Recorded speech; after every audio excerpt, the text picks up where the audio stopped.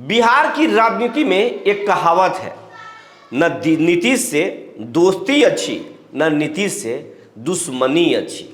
अगर नीतीश से दोस्ती कर लिए तो आगे जाकर आप खत्म हो जाएंगे।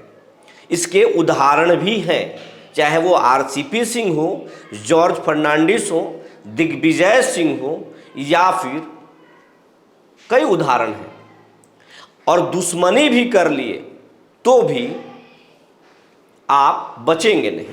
इसके भी उदाहरण ज़रूर हैं, आप याद करके समझ सकते हैं। बिहार के गुरुजी, चाहे वो नियोजित शिक्षक हों, सक्षमता पास विशिष्ट शिक्षक जो बनने जा रहे हैं वो हों, सारे के सारे नीतीश कुमार को हमेशा टारगेट पे ले लेते थे और अपनी संख्या बल के हिसाब से नीतीश को आंख दिखाते थे। नीतीश ने इसको टारगेट पे लिया और इस बार बिहार के गुरुजी के साथ ही राजनीति कर दिया। बिहार के गुरुजी को ऐसा तोड़ा कि अब बिहार के सक्षमता पास शिक्षक नियोजित शिक्षकों से गुहार लगा रहे हैं कि आप मदद कीजिए, और नियोजित शिक्षक जो है उनको भजन सुना रहे हैं, उन पर तंज कस रहे हैं। सक्षमता पास महिला शिक्षिका खुश हैं और वो छठ में खूब अच्छे से मनाने वाली हैं, लेकिन उन्हीं के पति हों या उनके घर के पुरुष शिक्षक हों, वो परेशान हैं। वो उनको सूझ नहीं रहा है कि हम बचे कैसे या फिर हम जाएं कैसे, बहुत परेशान हैं। बीपीएससी शिक्षक जो बिहार के रहने वाले हैं वो सोच रहे हैं कि हम जहां हैं वो तो वहां हैं, अब कौन सा ऑप्शन भरे और कहां जाएंगे इसका भरोसा नहीं है। तो बिहार के शिक्षकों को नीतीश कुमार ने ऐसा तोड़ दिया है कि शिक्षक अब आपस में लड़ रहे हैं और मजाक कर रहे हैं। जी नमस्कार, मैं हूं विपुल कुमार और आप देख रहे हैं सूझ बिहार डिजिटल न्यूज। अब बिहार के तमाम शिक्षकों से, तमाम अभिभावकों से और तमाम लोगों से जो बिहार के लोग हैं और हमारे चैनल को देखते हैं, खूब प्यार दे रहे हैं, उन सबसे मेरा गुजारिश है कि अगर अभी तक आपने सूर्य बिहार को यूट्यूब पर सब्सक्राइब नहीं किया है तो सब्सक्राइब कर लें, बेल आइकन को दबा लें। अब हम बिहार में जो ट्रांसफ़र पोस्टिंग नियमावली आई है उसका जो ड्राफ्ट सामने आया है उस पर आज पड़ताल करेंगे। नीतीश कुमार ने आखिर ये जबरिया ट्रांसफ़र पोस्टिंग क्यों किया और इसके पीछे की वजह क्या है। बीजेपी परेशान है, बीजेपी के एमएलसी बागी हैं, लेकिन फिर भी नीतीश कुमार पर असर क्यों नहीं पड़ रहा, इसकी आज हम पूरी विस्तार से चर्चा करेंगे। तो इसको समझने से पहले आपको शिक्षकों की संख्या समझनी होगी। आप सबसे पहले याद कीजिए, बिहार में करीब 6 लाख शिक्षक थे। नियमित शिक्षकों की अगर हम बात छोड़ दें तो बिहार में अभी टीआरई 1 और टीआरई 2 शिक्षकों को मिलाकर के करीब 2 लाख शिक्षक हैं, जिसमें से 36% वो शिक्षक हैं जो नियोजित थे और अब बीपीएससी में आ गए। तो बीपीएससी नियोजित शिक्षकों की संख्या पहले तो 36% घट गई, आप 2 लाख के 36% निकाल लीजिए, वो घट गई।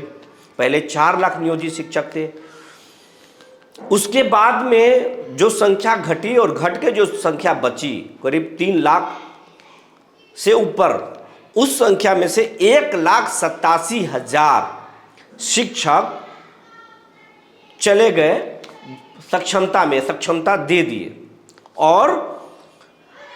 दे दिए तो अब नियोजित शिक्षकों की संख्या, और उसके बाद में दूसरा सक्षमता भी दिए हैं, और अब आंकड़ों के अनुसार करीब 70,000 ही नियोजित शिक्षक बच गए हैं जो सक्षमता नहीं दिए।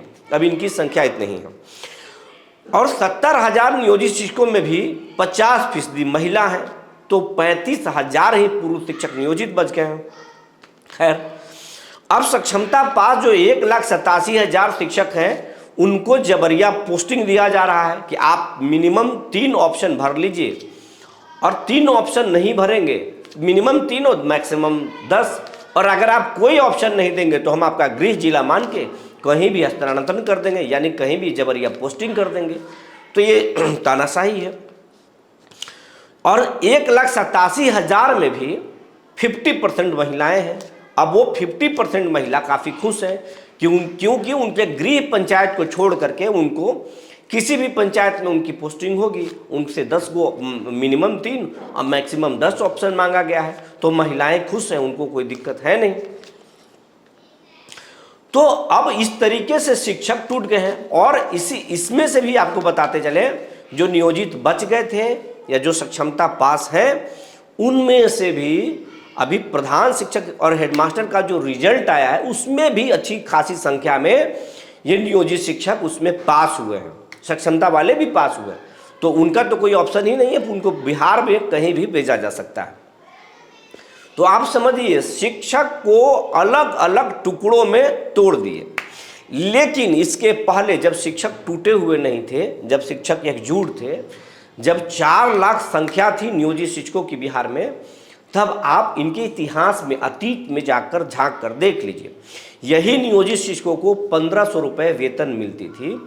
ये पटना में हंगामा करके, कभी गाड़ियों में आग लगा के, कभी मतलब अलग अलग तरीके से प्रदर्शन करते थे। अपनी मांग के लिए किसी को भी प्रदर्शन करने का या प्रोटेस्ट करने का अधिकार है अपनी मांग के लिए।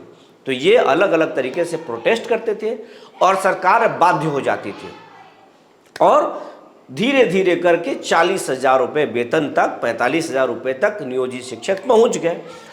और नीतीश कुमार ने समय समय पर इनका वेतन भी बढ़ाया। लेकिन शिक्षक हमेशा नीतीश कुमार को निशाने पर लिए। हम सरकार की पक्ष नहीं ले रहे हैं। शिक्षक इसको अगर बुरा मानेंगे तो ये आप सोच रहे हैं, हम आपकी ही बात कर रहे हैं, आप किस तरीके से कमज़ोर हुए हैं, हम उसको समझाने की कोशिश कर रहे हैं कि अगर आप कमज़ोर होंगे तो आप पर कोई भी अटैक कर सकता है, हम भी कमज़ोर होंगे। संगठन में बहुत ताकत होता है, अगर आपका संगठन कमज़ोर हो जाएगा तो आप कमज़ोर पड़ जाएंगे।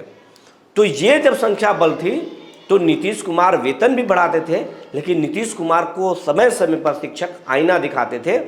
नीतीश कुमार को कभी काला झंडा तो कभी कुछ, नीतीश कुमार परेशान हो जाते थे। बावजूद नीतीश कुमार को वोट शिक्षकों का शुरुआती दौर में खूब उनको प्यार मिला।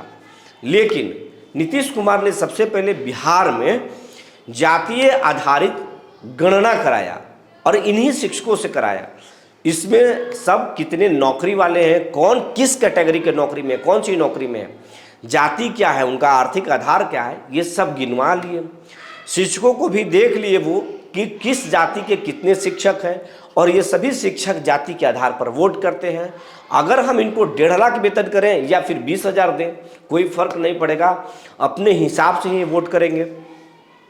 संख्या रहेगा तो ये परेशान करेंगे। नीतीश कुमार शिक्षकों को अपने निशाने पर ले लिए, जैसे जॉर्ज फर्नांडिस, दिग्विजय सिंह, आरसीपी सिंह, या तमाम लोग जिनके साथ नीतीश कुमार ने समय समय पर गच्चा दिया है उनको, उस तरीके से शिक्षक को भी उन्होंने ले लिया। और जातीय आधारित जो गणना हुई उसमें इनका आंकड़ा निकल गया जातिवार। उसके बाद में नीतीश कुमार ने इस संगठन को तोड़ने की साजिश रची, और साजिश में सबसे पहले बीपीएससी की बहाली निकाली, ताकि बीपीएससी के बहाली के बाद बिहार के स्कूलों में ताला न लग जाए। अगर नियोजित शिक्षक चले भी जाएं हड़ताल पर तो ताला नहीं बंद हो पाए, तो बीपीएससी से बड़े पैमाने पर शिक्षकों की बहाली कर ली गई। और जो भी टीआरई 1 टीआरई 2 में परीक्षा दिए नियोजित शिक्षक, सबको पास कर दिया गया, सबको बीपीएससी शिक्षक बना दिया गया। तो एक बड़ी संख्या नियोजित शिक्षकों का वहाँ पे शिफ्ट हो गया।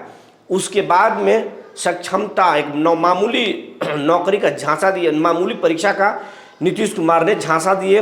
बीपीएससी के प्रश्न नियुक्ति पत्र बांटते समय शिक्षक उसी झांसे में फंस गए, राजकर्मी बनने चले गए।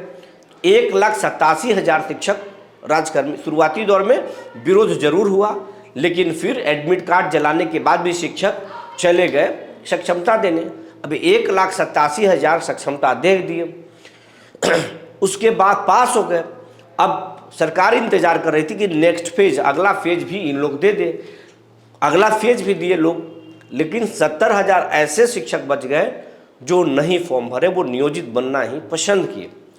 अब उसके बाद में सरकार ने इनकी कोई पोस्टिंग नहीं की, और तब जब हंगामा होने लगा बीपीएससी के बहाली के बाद कि बहुत सारे शिक्षक दूर गए हैं, अब इनको नज़दीक लाया जाए, तो नीतीश कुमार ने राहत देने के नाम पर तबादला नीति लेकर आ गए।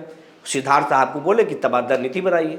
अब जो तबादला नीति बनाया गया है उसमें यह है कि महिलाओं को हम राहत देंगे, गृह पंचायत छोड़कर कहीं भी उनको हम दे देंगे पोस्टिंग, अच्छे से मनमाफिक उनको पोस्टिंग देंगे। पूर्व शिक्षकों को अनुमंडल छोड़ना होगा, लेकिन आपको जानकारी के लिए बता दें, अनुमंडल नहीं छोड़ना होगा, हर हाल में आपको जिला छोड़ना होगा। अगर आपको गृह जिला मिल जाए, अपने अनुमंडल छोड़ करके आपके जिले में अगर दूसरा अनुमंडल मिल जाए तो ये करिश्मा होगा। लेकिन हमारी जो जानकारी है, हमारे पास जो इनपुट है उसके अनुसार आपको जिला नहीं मिलने वाला है, जिला छोड़ना पड़ेगा, यही तैयारी है। वैसे नीतीश कुमार के मन में कब क्या आ जाए ये कह नहीं सकते हैं। बीजेपी दबाव बना रही है तो कुछ भी हो सकता है, लेकिन नीतीश कुमार झुक जाए ये ऐसा कभी देखा नहीं गया है। भले ही नीतीश कुमार समय समय पर पैरों पर गिर जाते हैं, ये उनका बड़प्पन है, लेकिन कुछ लोग उनकी मानसिक स्थिति को खराब कर रहे हैं। लेकिन अगर मानसिक स्थिति अगर ऐसा होता तो फिर बिहार के शिक्षकों को इस तरह कदर वो नहीं तोड़ते, नीतीश मोदी और शाह को भी अपने राजनीति में नहीं फंसा कर रखते, तेजस्वी यादव को भी नहीं फंसा कर रखते। तो नीतीश है, नीतीश को समझना बहुत मुश्किल है। तो महिला शिक्षकों को राहत दे दी है, पुरुष शिक्षकों को जिला छोड़ा रहे हैं, ये स्थिति है। और शिक्षक अब पूरी तरीके से बट गए हैं। हमने कई नियोजित शिक्षक के बड़े नेताओं से बात की और इस पर अपने साथियों के दुख पर उनसे प्रतिक्रिया लेने की कोशिश की, तो बड़े शिक्षक नेताओं ने कहा कि अभी हम चुप रहेंगे, क्योंकि हमारे साथी जो सक्षमता परीक्षा में शामिल होने गए उनसे हम लगातार अपील कर रहे थे, लेकिन बात नहीं माने, संगठन की दुर्दशा कर दी और वो चले गए परीक्षा देने। अब जब तक उनकी पोस्टिंग नहीं होगी दूसरे जिले में, तब तक हम लोग कुछ नहीं बोलेंगे। जब वो घर छोड़ देंगे और ये दुख को समझ में आने लगेगा, तब हम लोग एक आंदोलन ज़रूर करेंगे और फिर शिक्षकों को एकजुट करेंगे। तो अभी सक्षमता पास शिक्षकों को से भेदभाव कर रहे हैं नियोजित शिक्षक, और सक्षमता पास शिक्षकों में स्थिति ये है कि महिला का मिजाज अलग है। महिला नहीं चाहती है कि हम कोर्ट जाएं या ये ट्रांसफ़र या तबादला नीति पर ब्रेक लगे, और पुरुष शिक्षक चाहते हैं कि हर हाल में सरकार इस पर विचार करे और या फिर हम कोर्ट में जाएं, इसको चुनौती दें। लेकिन अब देखने वाली बात होगी कि कोर्ट सक्षमता पास शिक्षकों को राहत देती है या फिर जबरिया पोस्टिंग सरकार उनको हर हाल में करती है। इस विषय पर ये तबादला नीति गलत है, इसका विरोध हम भी करते हैं, क्योंकि शिक्षक कंफर्ट जोन से बाहर निकलेंगे तो इसका बुरा प्रभाव स्कूलों पर पड़ सकता है। अब आने वाला वक्त में पता चलेगा कि बिहार की शैक्षणिक व्यवस्था पर क्या होता है और शिक्षक संगठनों का क्या होता है। तब तक के लिए धन्यवाद।